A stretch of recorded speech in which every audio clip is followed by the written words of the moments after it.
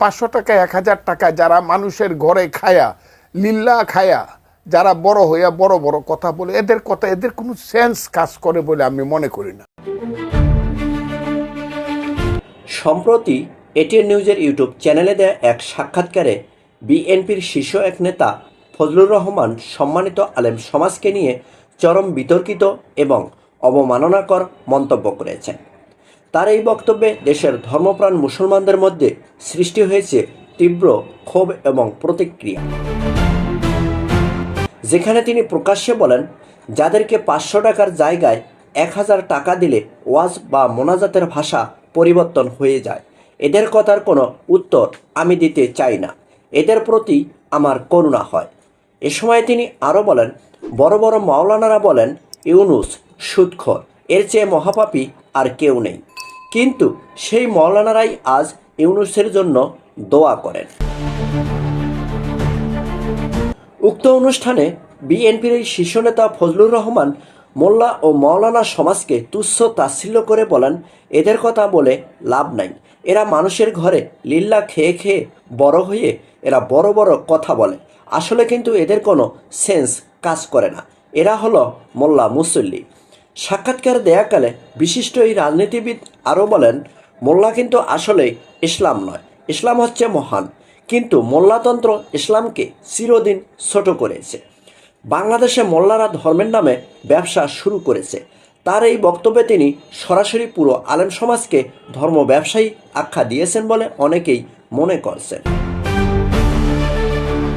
ATN নিউজের YouTube চ্যানেলের ওই সাক্ষাৎকারে ফজলুর রহমান বলেন, মোল্লারা বিভিন্ন ওয়াজ মাহফিলে টাকার বিনিময়ে বক্তৃতার ভাষা পরিবর্তন করে এবং ধর্মের নামে ব্যবসা করে। এই সময় তিনি শুধু আলেমদেরকেই নয়, মাদ্রাসা পড়ুয়া গরিব ছোট ছোট ছাত্রদেরকে নিয়ে অত্যন্ত অবমাননাকর ভাষায় কথা বলেন।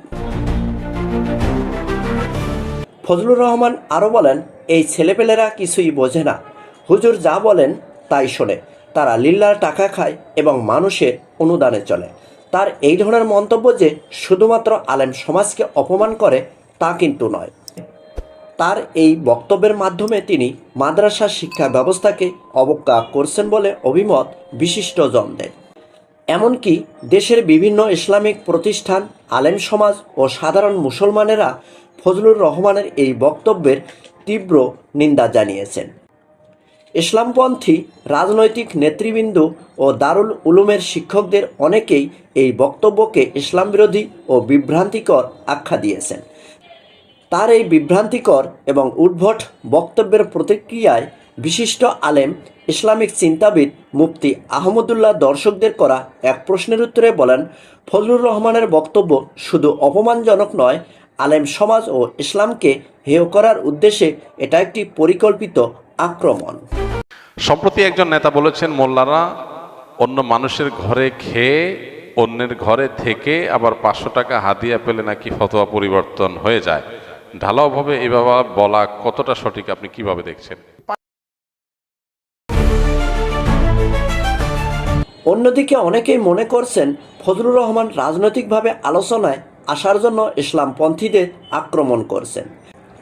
আবার কেউ কেউ মনে করেন ধর্মীয় শক্তিকে দুর্বল এবং বিতর্কিত করে রাজনৈতিক ফায়দা লুটতেই এই ধরনের বক্তব্য দেওয়া হচ্ছে।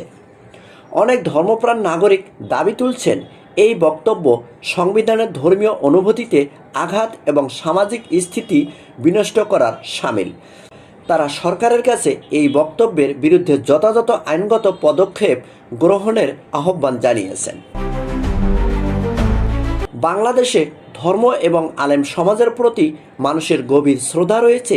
এই প্রেক্ষাপটে একজন রাজনীতিবিদের মুখে এমন কুরুচিপূর্ণ অবমাননাকর বক্তব্য দেশের ধর্মীয় স্থিতি ও মূল্যবোধের ওপর সরাসরি আঘাত। তবে প্রশ্ন একটাই থেকে যায়, এই বক্তব্যের মাধ্যমে তিনি কি তার রাজনীতিতে নিজের অবস্থান শক্ত করতে চাচ্ছেন, নাকি ইসলামের প্রতি সাধারণ মানুষের আস্থা ধ্বংস করতে চাচ্ছেন?